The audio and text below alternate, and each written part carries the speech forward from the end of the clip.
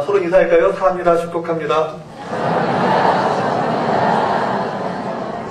우리 장호실에서 어렵게 얘기하는 우리 장호들 위해서 우리 박수를 격려 한번 할까요?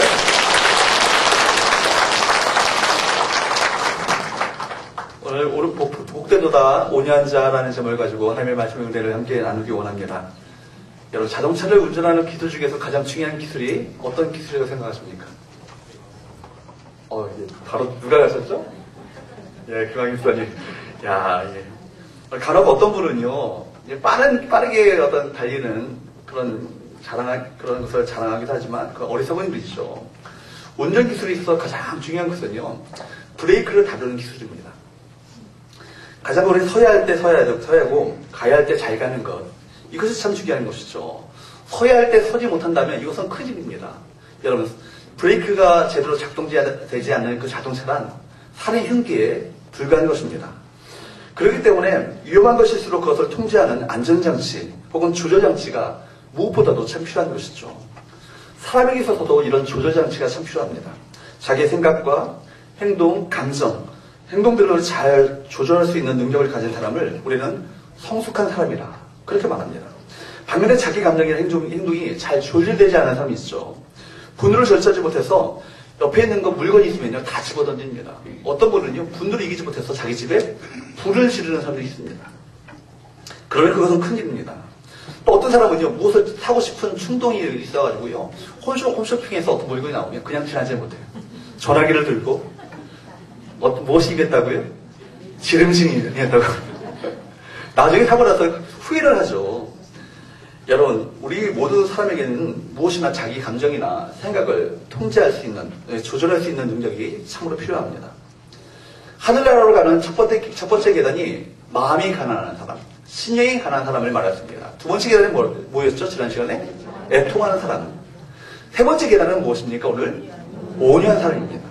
여러분, 주님은 애통하는 자가 복이 있다는 이 말씀 뒤에 바로 온유한 자가 복이 있다라고 말씀해 주셨습니다.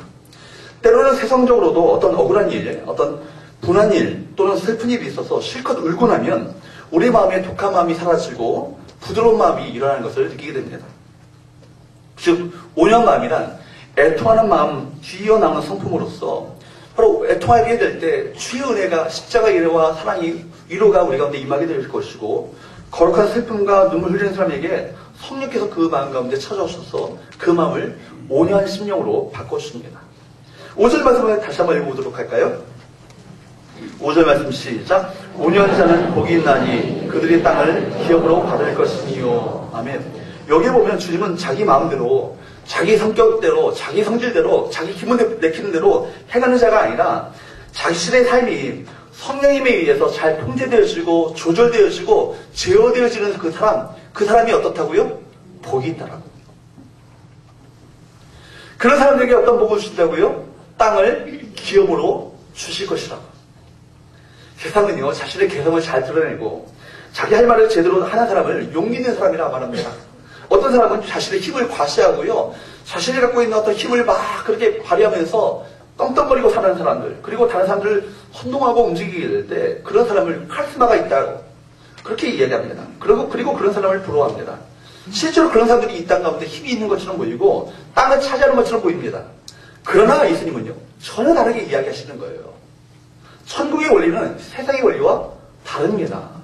강한 자, 힘 있는 자, 권세 있는 자, 권력을 가진 자, 그 사람이 정말 이 땅 가운데 땅을 차지하는 것이 아니라 오히려 어떤 자가요? 온유한 자가 땅을 차지할 것이라 그렇게 말씀하고 있습니다. 여러분, 그렇다면 온유한 자가 과연 어떤 자이겠습니까?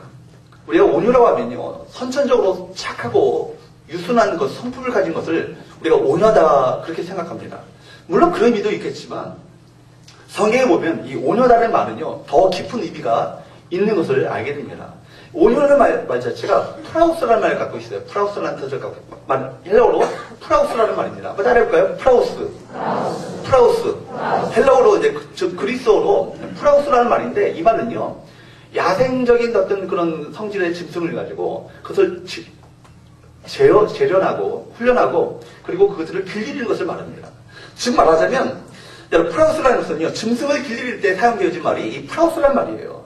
야생마에 길들여서 결국 명마로 만드는 것. 이것이 프라우스입니다.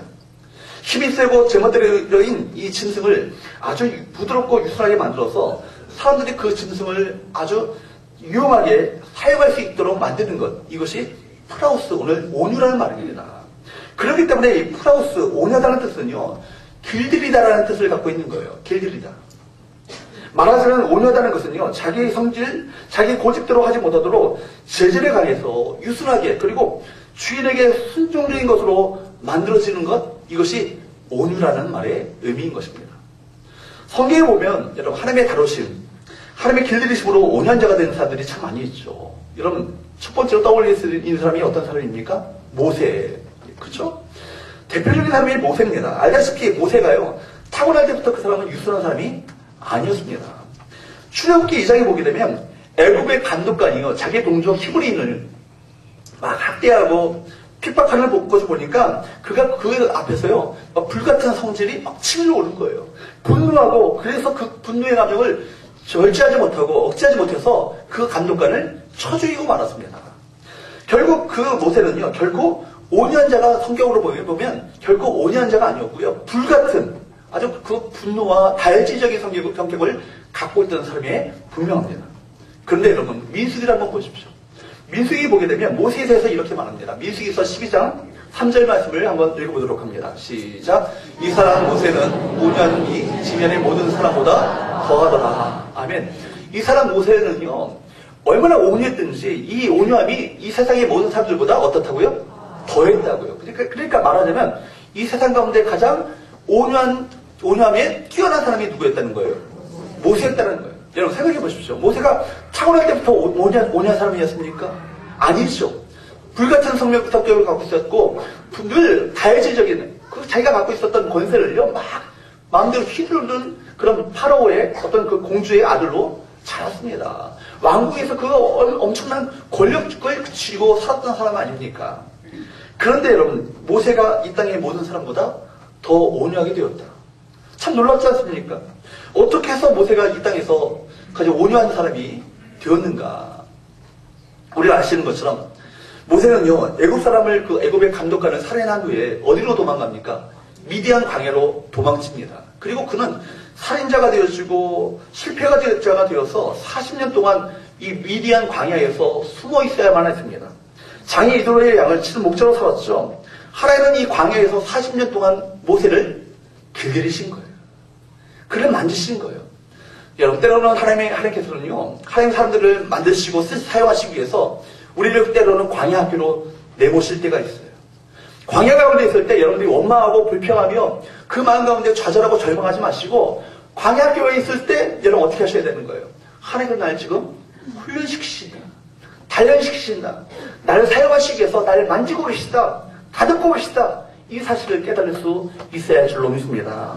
모세는요, 더 이상 애굽의 왕자가 아니었습니다. 그는 도망자요, 인생의 실패자였습니다. 그리고 하나님 앞에서 주여 저는 아무것도 아닙니다. 그렇게 자기 자신을 그렇게 고백했어요. 겸손하게 낮아졌습니다. 그리고 그의 나이 몇 세가 됐을 때? 80이 되었을 때 호렙산 불꽃 가운데 불러주시죠. 여러분, 호렙산의 불꽃이 어디에 붙었어요? 떨기나무. 떨기나무의 얘기는 가시덤불 나무예요. 가시덤불. 여러분, 가시덤불이 무슨 값어치가 있는 나무겠습니까? 무슨 열매가 맺었겠습니까? 그런 잎사귀에 뭐 어떤 그 나무로 인해서 어떤 목재로 사용할 수 있겠습니까? 아무것도 아닌 것이죠. 여러분, 광야 가운데 버려진 나무, 떨기나무, 가시덤불 같은 나무에 거기에 무엇이 붙었어요? 불이 붙었어요. 그걸 통해서 무엇을 깨닫게 되겠습니까? 여러분, 가시덤불 나무 가운데 불이 붙은 것을 보라보면서 모세는 그 가운데 불어주시는 하나님의 그 목소리를 들으면서 가시덤불과 같은 자신의 인생에도 하나님의 불이 임하게 되면 하나님께서 나를 사용하실 수 있다는 희망을 갖게 됩니다. 그리고 모세야 그 이름을 부르시고 난 다음에 내가 있는 선 땅은 거룩한 땅이니 내 발에서 신을 벗으라 말씀합니다.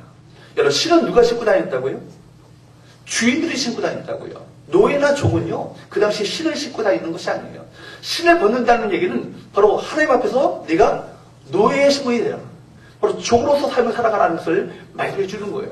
내 고집, 내 생각대로 살아가는 것이 아니라 바로 주인인 나의 음성을 따라, 나의 뜻을 따라 내가 순종하고 살아가라. 그것을 말씀해주고 계신 것이죠. 그때 바로 모세는 어떻게 했어요? 바로 즉각적으로 실을 벗고 하나님의 말씀에 순종해서 자신의 빌발에서 실을 벗고 섰습니다. 즉 자신을 낮추고 하나님 앞에서 유순한 자, 온순한 자, 온유한 자가 되어서 하나님의 말 앞에 겸손하게 순종하고자 하는 그 마음을 품었던 것이죠. 이것이 바로 온유의 의미인 것입니다.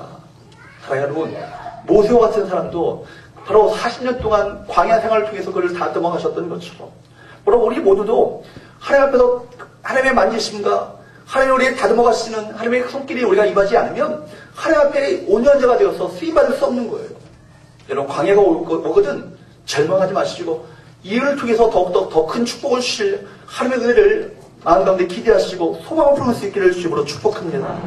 여러분, 그러니까 두 번째 사람은 어떤 사람을 들 수 있냐면 베드로. 여러분 베드로 아시죠? 베드로의 성깔 여러분 아시죠? 어떤 사람입니까? 성경에 보게 되면요, 베드로는 아주 다혈질적이고 성격이 막 아주 엄청나게 급한 성격의 소유자였던 것을 보게 됩니다.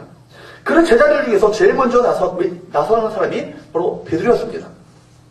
겟세마네 동산에서 예수님을 잡으러 왔던 대제사장의 하석들에게 칼을 들어서 그 종을 내려치려 하니까 그 종이 피하니까 그 칼이 어떻게 됐어요? 말고의 귀를 베어버리고 말합니다. 그 정도로 다혈질적인 어떤 분노를 참을 수 없는 그런 급한 성격의 소유자가 바로 베드로였습니다. 이런 베드로였지만 성령님께서 그의 삶을 지배하시면서 그 삶 가운데 온유가 그 삶 가운데 임하게 되었어요. 그가 썼던 편지 베드로전서 3장 8절을 한번 보십시오. 베드로전서 3장 8절 한번 읽어보도록 합니다. 시작. 마지막으로 말하노니 너희가 다 마음을 같이하여 동정하며 형제를 사랑하며 불쌍히 여기며 겸손하며. 아멘. 과격하고요, 아주 급한 성격의 그 다혈질적인 소유자였던 바로 그가 무슨 단어를 쓰고 있습니까? 마음을 같이하여, 또 어떻게 해요? 동정하며, 또 어떻게 해요? 형제를 사랑하며, 또 어떻게 해요? 불쌍히 여기며. 여러분, 자신의 어떤 마음에 맞지 않는 사람들을 향해서 저 인간은 정말 내쳐야 돼, 이렇게 생각하는 것이 아니었다는 거예요. 마음을 오히려 같이 하는 거예요. 그리고 그를 불쌍히 여기는 거예요. 그리고 어떻게 해요? 형제를 사랑하며 불쌍히 여기는 그 마음을 품었다는 얘기입니다. 여러분, 이 얘기는요, 바로 베드로가 바로 그 10년 가운데 하나님의 예수님의 성품이었던 바로 온유의 성품이 그 10년 가운데 임했다는 것을 우리가 보게 되는 것입니다. 그렇습니다. 여러분, 온유한 자가 되어야 하나님이 쓰십니다. 온유한 자가 되어야 하나님께서 그를 통하여서 하나님의 역사를 나타내 보이시는 거예요. 하나님은요, 하나님의 백성들이 온유한 자가 되기를 원하십니다. 온유한 자가 되어야 하나님의 쓰임을 받을 수 있기 때문입니다. 그렇기 때문에 온유한 성품은요, 분명하게 세 가지 모습으로 표현된다고 말할 수 있어요. 이 세 가지 제가 말씀드리고자 하는 이 세 가지 기준을 통해서 내가 온유한 사람인가를 다시 한번 우리 자신을 돌아볼 수 있는 귀한 시간이 될 수 있기를 주님으로 축복합니다. 첫 번째, 한번 띄워주세요. 저를 따라해 주시면 좋겠습니다. 예수님의 마음을 닮아가라. 여러분, 예수님의 마음을 닮아가셔야 돼요. 여러분, 첫 번째 온유함의 첫 번째 어떤 기준은요, 내가 예수님의 마음을 닮아가고 있는가, 이것을 확인해 보셔야 되는 거예요. 온유함은요, 누구의 성품이에요? 예수님의 성품이에요. 예수님은 스스로 이렇게 선포하십니다. 마태복음 11장 29절을 한번 보도록 할까요? 같이 있습니다. 시작. 남은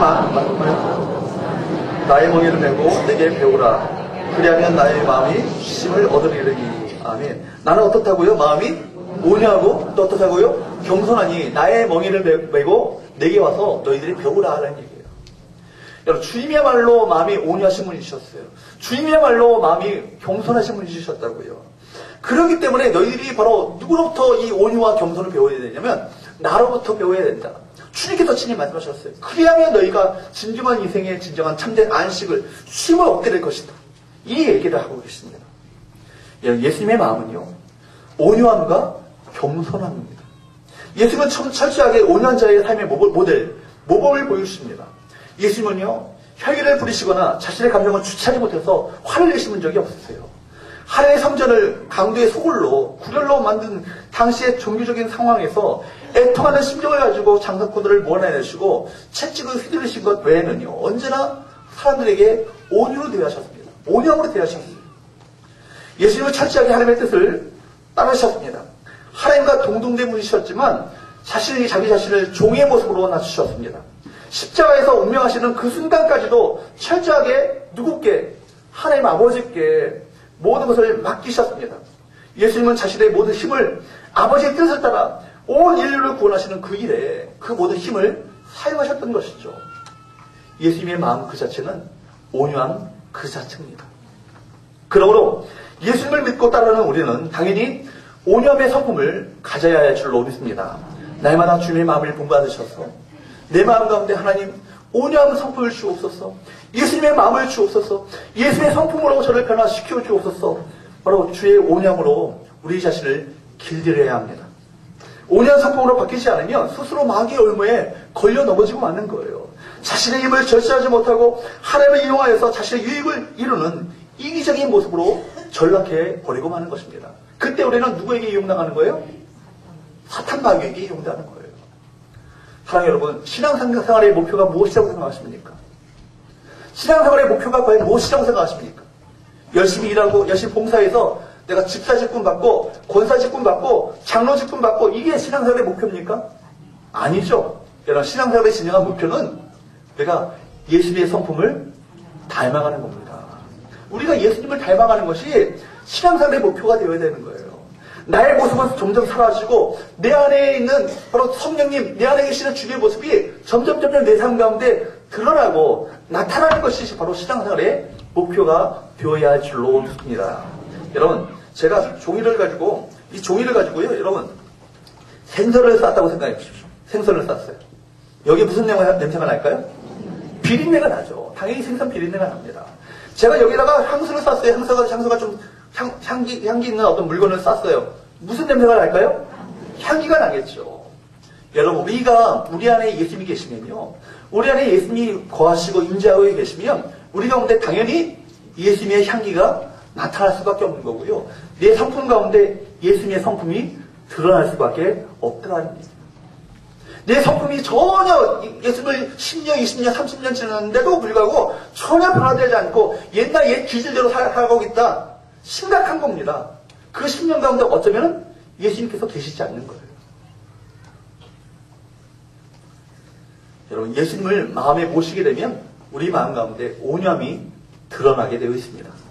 여러분, 예수님을 마음에 모시는 그 자가 서로 온유한 자이고 그런 자가 복이 있다라고 오늘 성경은 말해주고 있는 거예요. 여러분, 온유함과 겸손함으로 날마다 우리에게 여러분의 허리를 동이시고 살아가시는 저와 여러분 되시기를 주님으로 축복합니다. 그런 자가 바로 행복한 자이고 그런 자가 하나님께서 기뻐하시는 마음을 품은 자인 줄로 믿습니다. 두 번째로 한번 따라해볼까요? 성령님의 인도와 다스림 가운데 거하라. 어디 가운데 거하시라고요? 성령님의 인도와 다스림 가운데 거하셔야 돼요. 유명한 강의 설교자였던 댄 슬레인 목사님은 이런 얘기를 했어요. 여러분, 이 온유한 마음을 이렇게 표현한 거예요. 거인 손 안에 있는 갓난아이라고. 거인은 누굴까요? 하나님이시죠. 전능하신 주님이시요. 성령님이세요. 그분 손 안에 있는 갓난아이, 이것이 바로 온유함이라고 이야기하고 있습니다. 즉, 온유한 자라는 것은요, 강력한 하나님의 손 안에 거하는 자를 말하는 거예요. 즉, 성령님의 인도와 다스림과 통치 가운데 살아가는 자가 온유한 자라는 얘기입니다. 그래서 온유한 자는요, 내 안에 계신 성령님에 의해서 자신의 생각과 행동이 통제되어지고 그 하나님의 뜻에 맞추어서 우리 돈을 쓰고 시간을 사용하며 그리고 다른 사람들과 관계를 맺고 살아가게 되어 있습니다. 사실 우리가 예수님을 믿고 하나님의 자녀가 되었다고 말하지만 옛 성품, 옛 자아를 가지고 살아가는 사람들이 얼마나 많이 있습니까?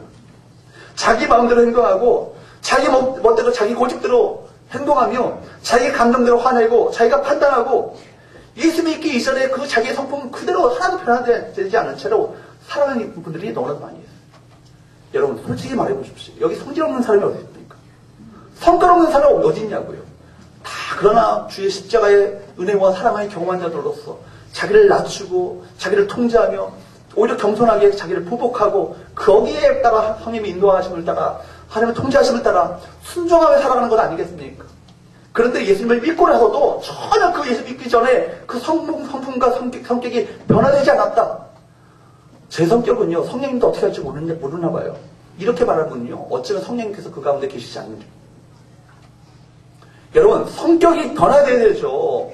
목사님, 예수 믿어도 성격이 전혀 안 변해요. 이거요, 성령님의 인도하심을 따라 살지 않는 거예요. 저 성령님의 인도대로 살지 않아요. 이렇게 말하는 것과 마찬가지예요. 그렇기 때문에 여러분, 예수 믿기 이전에 자신의 성질이 그대로 드러나니까, 그래서 형제들의 마음이 아프고 상처를 받고 결국 교회를 떠나는 분들이 얼마나 많이 있습니까? 그런 사람들이 어떻게 됩니까? 결국 엔티 크리스찬 됩니다. 여러분, 엔티 크리스찬들이요, 그냥 원래 교회를 한 번도 안 다니는 사람들이 엔티 크리스찬이 되는 게 아니에요. 교회에 와서 신앙생활 하다가 상처 입고 교회를 떠난 사람들, 목사, 장로, 권사 막 욕하고 그런 사람들이 바로 그런 사람들입니다. 왜요? 그들로부터 상처를 받았거든요. 그들로부터 내가 내 마음 가운데 상처를 받고 교회를 떠났거든요. 그러니까 일을 가는 거예요. 그러나 여러분, 그런 예수 성품들이 성령님의 인도와 다스림 가운데 통제되어야 합니다. 그렇다고 해서 온연자가 되는 것이 나약하거나 비겁하게 되는 것이 절대로 아니에요. 오히려 주님에 의해서 길들여져서 성령님의 통제를 받는 사람은요, 진짜 힘을 써야 할 곳에 힘을 쓰게 되어지고요, 정말 해야 할 중요한 일들을 제대로 감당하는 삶을 살게 되었습니다. 그래서 갈라디아서 5장 22절에 성령의 9가지 열매를 말씀하고 있죠. 오직 성령의 열매는 첫 번째 뭐예요? 사랑. 두 번째 뭐예요? 희락, 즉 기쁨이에요. 고난 속에서도 기뻐합니다. 그죠? 세 번째 뭐예요? 화평. 모든 사람과 화평한 삶을 살아가게 돼요. 네 번째 뭐예요? 오래 참음. 또 뭐예요? 자비, 양서, 선을 베푸는 겁니다. 그리고 충성, 온유, 절제. 이 같은 것을 금지할 법이 없느니라. 예수님을 그리스도로 주님으로 모시는 자들은요, 성령님께서 그 가운데 거하시고 반드시 성령님께서 그 가운데 거하시면 어떤 열매가 나타난다고요? 성령의 9가지 성품의 열매가 나타나게 되어 있는 거예요. 예수 믿었는데도 이 성령의 열매가 우리 가운데 나타나지 않는다. 어쩌면 이 사람은 잘못 믿고 있는 겁니다. 성령님이 우리 안에 거하시면 우리 심령이 가난하게 됩니다. 성령님은 우리 심령을 애통하게 만드십니다. 그리고 그 다음에 온유한 자의 성품으로 바꿔주시는 거예요. 여기에 보면은 8번째 성품 가운데 무엇이 들어있어요? 온유가 있어요. 온유.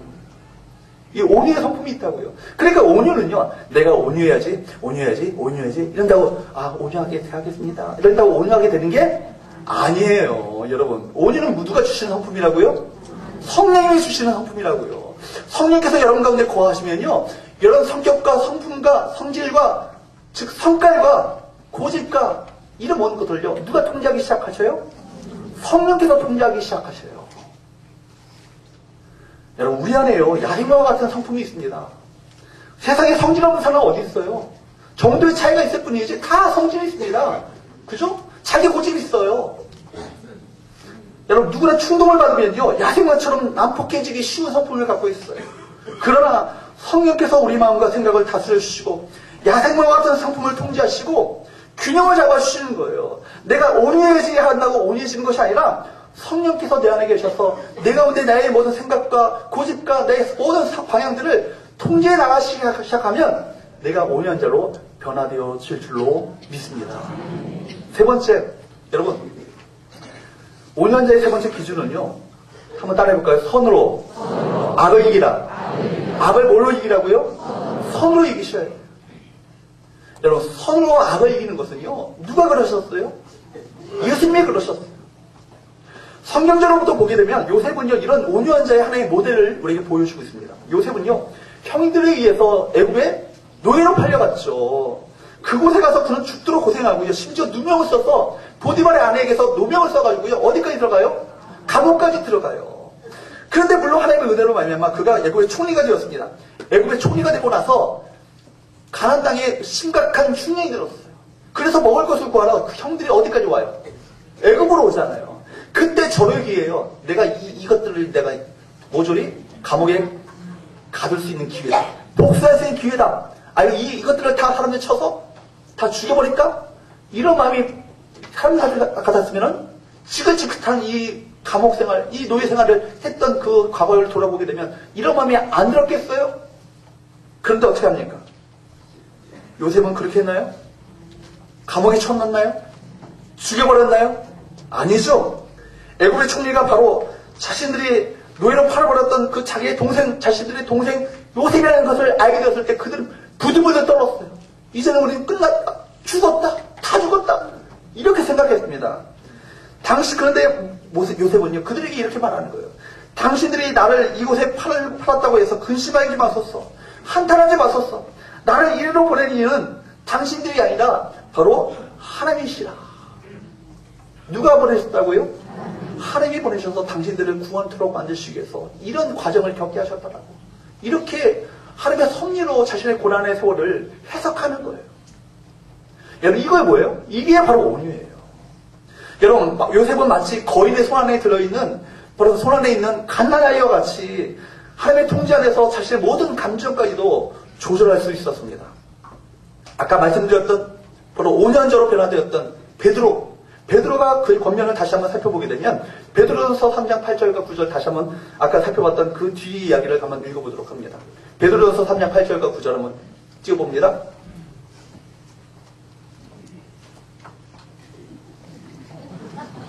예. 아니 그거 말고요. 그 다음 거요.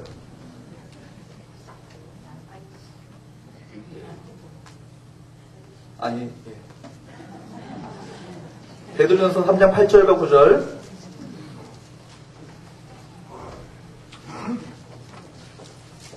우리 한번 찾아보도록 할까요? 베드로전서 3장 8절과 9절 한번 보도록 합니다.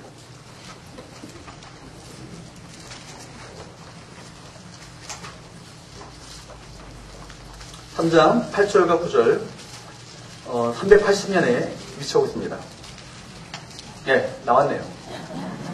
같이 한번 읽어보도록 합니다. 시작. 마지막으로 말하노니 너희가 다 마음을 같이하여 동정하며 형제를 사랑하며 불쌍히 여기며 겸손하며 악을 악으로 욕을 욕으로 갚지 말고 도리어 뭘 하라고요? 복을 빌라고요. 그 다음에 뭐라고 합니까? 이를 위하여 너희가 부르심을 받았으니 이는 복을 이어받게 하려 하심이라. 심지어 여러분 3장 8절에는요 마음을 같이하여서 동정하며 형제를 사랑하며 불쌍히 여기며 겸손하며 그 다음에 9절에는 뭐라고 합니까? 악을 악으로 욕을 욕으로 갚으라. 갚지 말고 그 다음에 뭐라고요? 오히려 어떻게 하라고요? 도리어 축복하시라고요. 그들의 불쌍히 여기며 축복하시라고요. 이를 위하여서 주님께로부터 우리가 부르심을 받았는데 왜냐하면 이 하나님의 이 복을 이어받게 하려 하심이라. 여러분 반대 정신을 가지고 살아가면 주님이 알아주시고 주님이 위로하시고 주님께서 친히 베풀어 주시는 이 복을 받게 될 줄로 믿습니다. 악을 악으로 갚지 마시고요. 악을 선으로 갚으세요. 도리어 여러분을 미워하고 핍박하며 여러분 욕하고 저주하는 사람들 오히려 그들을 불쌍히 여기며 그들을 축복하십시오. 그러면 그 축복이 결국 누구에게 옵니까? 나에게 옵니다. 나에게 옵니다. 그리고 그런 그 믿음의 모습을 누가 아셔요? 주님이 아셔요. 주님이 여러분을 위로하시는 은혜를 베풀어 주시는 거예요. 여러분 정말 여러분에게 부탁합니다.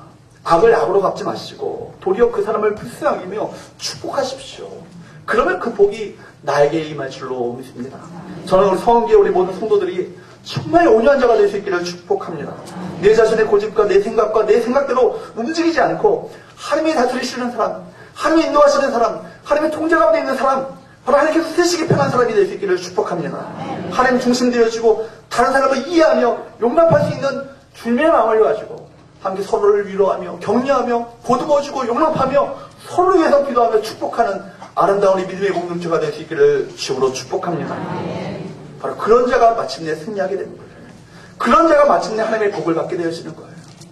마지막으로 여러분 그렇다면 세 가지로 여러분을 말씀드렸죠. 그렇다면 그런 온유한 자가 받는 축복은 과연 무엇이겠습니까? 한번 무엇을 받게 될까요? 땅을 차지하는 축복을 받게 됩니다. 여러분 다시 한번 5절 말씀을 보도록 합니다. 5절 말씀을 읽어보도록 합니다. 시작. 온유한 자는 복이 있나니 그들이 땅을 기업으로 받을 것이니요. 아멘. 다른 복선언처럼 선언에 따르는 상급처럼 땅을 기업으로 받을 것이니요. 이 축복이 반드시 또 따라와요. 근데 이 상급이요. 미래 수동태로 되어 있어요. 미래 수동태. 앞으로 받을 거라는 거예요. 즉 말하자면 주어가 숨어 있습니다. 주어가 누구예요? 누가 누구의 수동태니까 누구예요? 하나님이 이 복을 주실 것이라는 거예요. 땅을 찾아도록 그 축복하신다는 얘기입니다. 여러분, 이런 형태의 표현을 두고 심적 수동태라고 말합니다. 5년자에게 하나님이 땅을 기업으로 주신다는 거예요. 그러니까 얼마나 복되냐는 것이죠. 세상적인 관점에서 보게 되면 5년자는요, 틀렸어요. 성공하거나 출세하기는 이미 틀려버렸습니다. 그렇게 바보같이 용서하고 그렇게 바보같이 당하기만 하면 어떻게 세상 가운데 이 험한 세상을 살 수 있겠냐고. 가끔 그런 얘기를 해요. 목사님, 이렇게 어려운 일을 당했어요. 제가 어떻게 하면 좋을까요? 집사님, 기도하세요. 용서하세요. 목사님, 그렇게 당하면 어떻게 이 세상을 살겠어요? 제가 당하면 어떻게 살겠냐고요? 이렇게 항변하는 분이 계신다고요. 그런 분들은요, 성경이 말하는 이 온유의 말씀을 제대로 알지 못하는 거예요. 온유한 자가 마침내 그를 높여주십니다. 온유한 자에게 마침내 땅을 차지하게 하는 그 축복을 베푸시는 거예요. 여러분, 세상적인 관점을 보게 되면 그렇게 바보같이 용서하고 그렇게 바보같이 당하기만 하면 생존 경쟁에서 밀려나고 결국에는 다른 사람들에게 이용을 당하게 될 것이다. 이렇게 말합니다. 그러나 그렇지 않습니다. 성경은 강한 자가 땅을 차지한다고 말씀하지 않습니다. 오히려 어떤 자가 땅을 차지한다고요? 5년자가 땅을 차지한다. 그렇다면 여러분, 5년자가 받을 땅은 어디겠습니까? 그 차지할 땅은 어디겠습니까? 이 말씀은 우리가 땅을 기업으로 받는다는 이 말씀은 1차적으로 천국을 우리가 기업으로 받게 될 것이다. 이렇게 이해할 수 있습니다. 불의한 자는 고린도전서 6장 9절에 결코 하나님의 나라를 유업으로 받을 수 없습니다. 그러나 바로 믿음으로 하나님의 온전한 신령으로 주를 따르게 되면 반드시 온유하고 겸손한 자는 영원한 천국을 차지할 수 있습니다. 하나님은 온전한 자에게 천국이라는 땅을 기업으로 주실 거예요. 그러나 여러분, 오늘 본문이 말하고 있는 이 땅은요, 우리가 죽어서 얻을 저 하늘에 있는 땅만을 말하는 것이 아니에요. 5년자가 기업으로 얻을 땅은 지금 여기 이 땅에서 이루어질 하나님의 나라, 하나님의 통치를 말하는 거예요. 5년자는 이 땅에서 하나님의 나라를 기업으로 받을 수 있게 될 것이라는 것이죠. 이렇게 생각할 수 있어요.